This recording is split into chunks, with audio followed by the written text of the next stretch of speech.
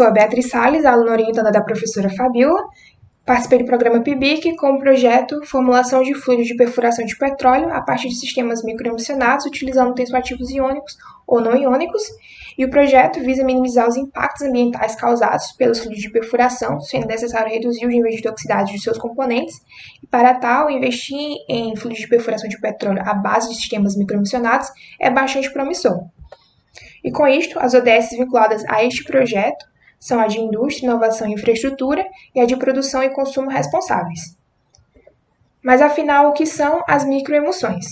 As microemulsões podem ser definidas como dispersões finas, termodinamicamente estáveis, constituídas por uma fase aquosa e uma fase orgânica, geralmente oleica, ambas estabilizadas por moléculas tensoativas e, quando necessário, cotensoativas. Podem assumir dois formatos, como aqui apresentados, água-óleo ou óleo-água. E ainda pela classificação de Winsor, podemos definir 4 sistemas. O primeiro deles, representado pelo equilíbrio entre a fase microemulsão, com a fase oleica, orgânica em excesso. O segundo representa o equilíbrio entre a fase microemulsão e a fase aquosa em excesso. O terceiro é um sistema trifásico, onde a microemulsão está em equilíbrio ao mesmo tempo com a fase aquosa e outra oleosa. E por fim, é um sistema em que apenas existe a fase microemulsão. E então, como objetivo deste projeto, está a obtenção de diagramas ternários para a identificação das regiões de microemulsão, que melhor atendam os critérios de composição dos fluidos de perfuração de petróleo, aliado também a estudos geológicos dos fluidos de perfuração a serem desenvolvidos. Nos materiais utilizados, temos na fase aquosa uma mistura na proporção de 1:1 de água e glicerina, na fase orgânica, óleo de pinho e óleo de mamona, e ainda o tensoativo não iônico NP60 associado ao cotensoativo álcool isopropílico. Para a construção dos diagramas, foi inicialmente pesado 2 dos componentes, como a fase aquosa e a fase oleica, em proporções mássicas conhecidas, para então serem levados à titulação por um terceiro componente, como a mistura de tensoativo e cotensoativo, seguindo então de uma agitação em um agitador vórtex, para a finalização com a separação de fases em uma centrífuga.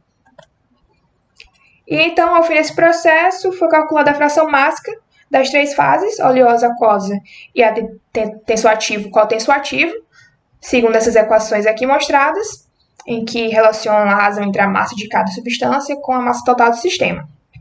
Aqui, como exemplo, um ponto que poderia ser plotado com 85% de tensoativo, 8% da fase aquosa e 7% da fase oleosa.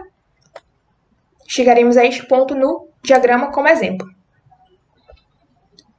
Nos resultados, temos aqui apresentados os diagramas de fase ternário para o sistema contendo óleo de pinho. O primeiro, à esquerda, temos ainda o acréscimo do cotensoativo ao sistema, e o segundo não há a presença desse cotensoativo.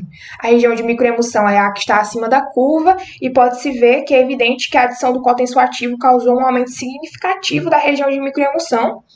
Isso se deve provavelmente ao fato de que o cotensoativo facilita a solubilização dos componentes pela redução da tensão interfacial entre as fases oleosa e aquosa.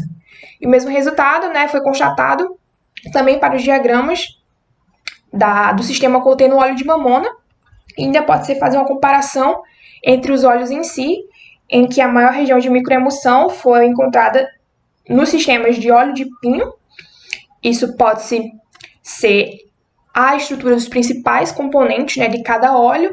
Esses dois primeiros aqui, as estruturas químicas dos componentes principais do óleo de mamona e o último do óleo de pinho, e pode-se ver que o aumento do comprimento da cadeia do óleo de mamona leva a uma redução das interações entre as microgotas, diminuindo a solubilização da microemulsão.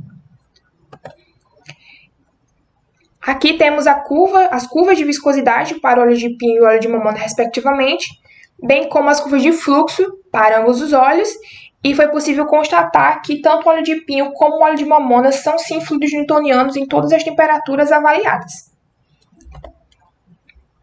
E nas conclusões gerais, temos que os resultados dos testes sugerem que a adição do cotensoativo foi positiva para a obtenção de regiões de microemulsão ainda maiores, e que o óleo de pinho, por sua vez, também mostrou uma melhor aderência do que o óleo de mamona como fase orgânica.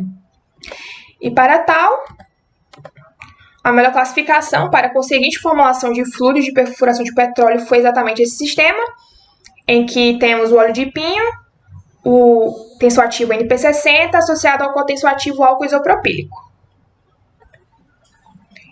Para finalizar, agradeço a orientação da minha professora, bem como a Propesc, o FPB e CNPq pela oportunidade da bolsa.